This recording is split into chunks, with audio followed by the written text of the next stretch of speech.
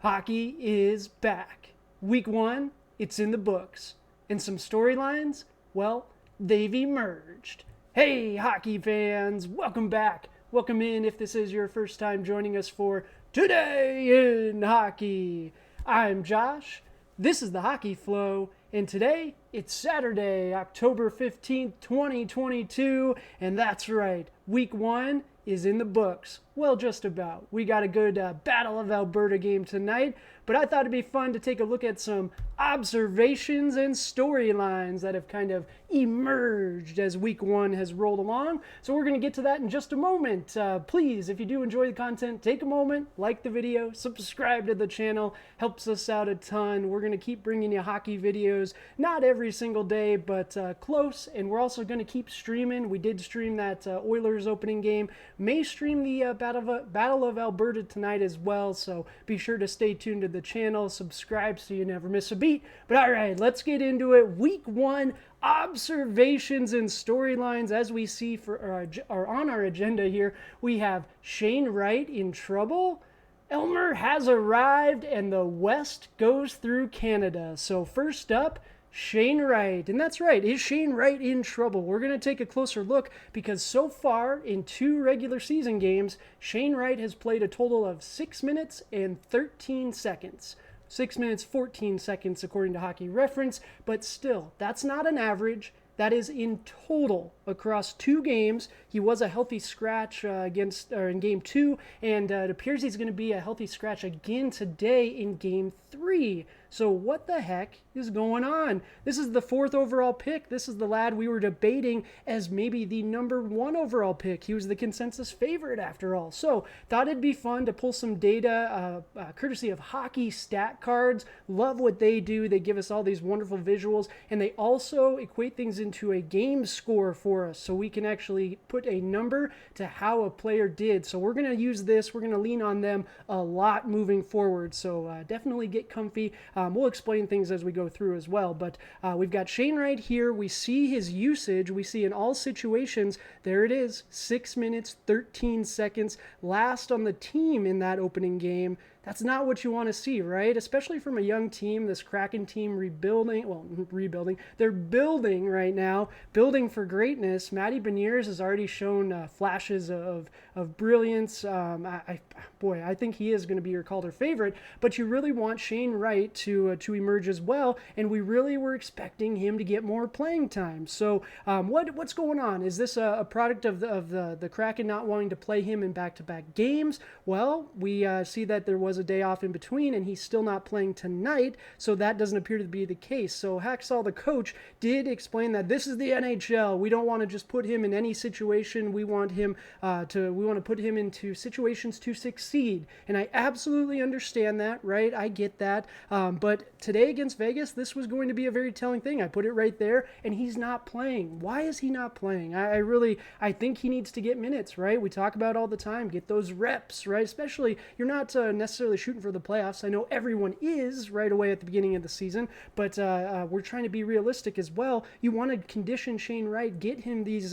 reps. I understand practice is good too, absolutely. Practice against the best, but that is where we kind of have the conversation then, or excuse me, that's where the conversation then goes. Should he be sent down? Should he be sent down to Kingston in the OHL, go back down to the junior ranks? Now, don't get me wrong, I'm not a big fan of the rule that he can't go play in the AHL. Why not get to play against a little better talent, a little older talent? But I digress. If we look at his his limited time on the ice, he actually did perform pretty well. And we see that chart on the lower right-hand side there.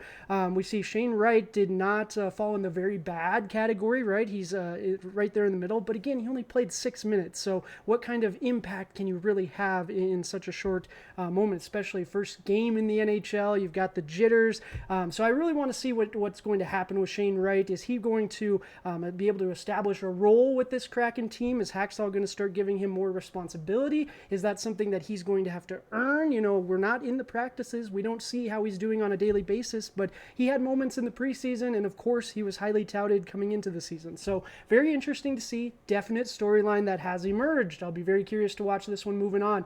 All right, so from the lower end of the spectrum to the higher end of the spectrum, Elmer Soderbloom has arrived. Yes, absolutely. Had his opening debut game in the NHL yesterday, and he was fantastic. We see his game scorecard again, courtesy of Hockey Stat Cards. And Daily Faceoff is actually back too. We've got some lineups in here, but Elmer Soderbloom, I am just so fascinated by the 6'8" giant. He scored a goal last night, was the first star for the Red Wings team, and overall, the game was a little slow.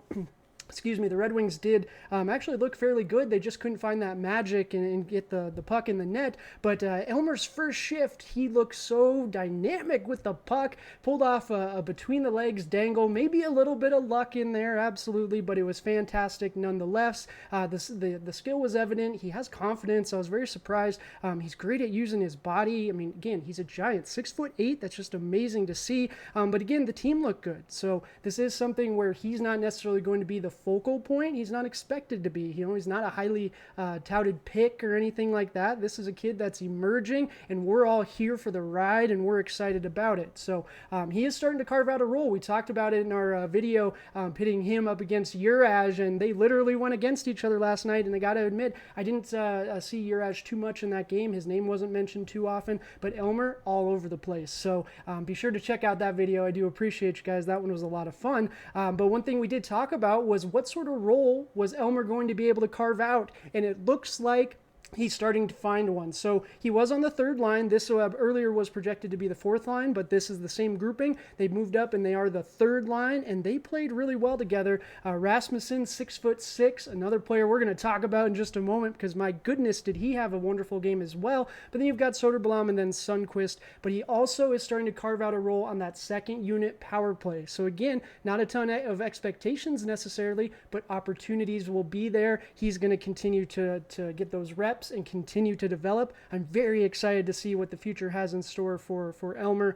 But again, back to Michael Rasmussen. My goodness, look at his game score, 5.13.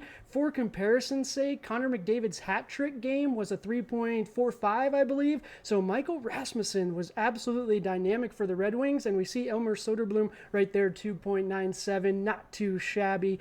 Man, this Red Wings team, if they can keep playing like this, and then that that top line starts finding their scoring touch, and others start finding that scoring touch, this rebuild accelerates really quick. And if they can get consistent Tendy play, Husso played well last night, the Red Wings could get really good really quick. So let's keep our eyes on them. And last but not least, I can't do a video week one observations without talking about the Oilers. Let's go Oilers, baby. We did do the live stream. Thank you so much to the few of you guys that did hang out with me. That was a lot of fun. We'll keep doing those, absolutely.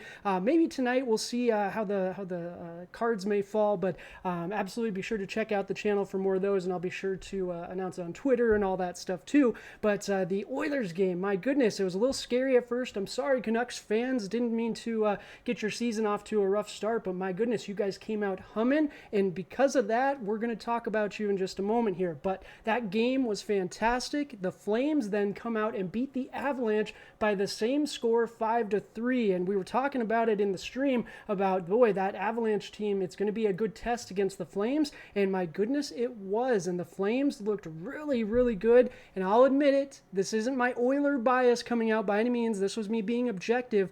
I did think the Flames maybe got better, but I was worried that things weren't necessarily going to gel, and I didn't know if everything was going to really fire on all cylinders. A lot of this was hinging on Huberdeau and Kadri both maintaining that level, Weegar, and boy, they looked fantastic. So Calgary, good for you guys, but that just means it's going to be a fun season, and I think the West is going to be decided by the Battle of Alberta. The Western Conference Final is going to be the Battle of Alberta. Winner of that goes to the Stanley Cup, and I'm excited for it. We get our first taste of it tonight, but again, both teams look fantastic, but the West as a whole is going to be tough. We've got some teams already looking very strong. Nashville came out the box winning 2 games against San Jose. Ryan Johansson is one player that we've been keeping our eyes on because of that shooting percentage. Jumped to 22% last season. Previous career high of 13.9. Did it only twice before. I feel like there's going to be some regression there, and sure enough, his game score, it's not anything super low, but it is, a little lower than what it was looking at last season, so definitely keeping my eyes on that. And the Dallas Stars, Wyatt Johnston, my goodness, talk about young bucks making their debuts. He looked great. The Stars, did they find their secondary scoring finally? Marchment had a couple of goals. He looked really great. That Stars team, if their stars keep playing like they did last season and that top line really produces, but then they can get the secondary scoring, watch out. And last but not least, we got to talk about the Vancouver Canucks. Vegas too. I think both of these teams are going to be very competitive. Vegas has looked pretty good the last couple of games, 2-0, looking to go 3-0 against the Kraken. And the Vancouver Canucks, my goodness, you guys blew the doors off the barn to start the game. Was it 3-0 lead you were up to, and then things kind of went backwards, or at least 2-0, but that's a good sign. This team, Bruce Boudreau, has got you guys pointed in the right direction. If your young talent can keep progressing, Podkolzin, I am still a fan. Hoglander, I like those 2 young guys. And Pettersson, if he can get back to form, my goodness, this Western Conference just got really tough. But those are going to do. That's going to do it for our observations. We did get to go through 3 of them. I really want to know what stood out for you guys, though. And do you agree with these observations? What are your thoughts on those? Please let me know down in the comments. Always so much fun. But I do appreciate you guys. Until next time, be sure to check out more videos on the channel. I do appreciate you all. Cheers!